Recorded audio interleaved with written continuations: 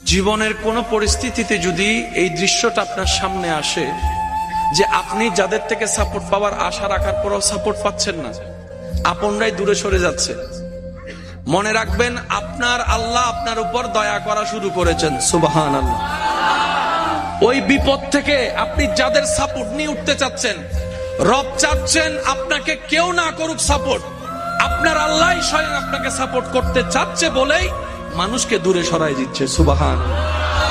জীবনে যদি কখনো দেখেন কাছের মানুষ দূরে সরে যাচ্ছে, বেঈমানি করছে, দুই নাম্বারই করছে, চোখ উল্টাই ফেলছে, আপনি বুঝে নিবেন আল্লাহ তাআলা আপনাকে দুনিয়ার আসল চিত্র দেখাচ্ছে।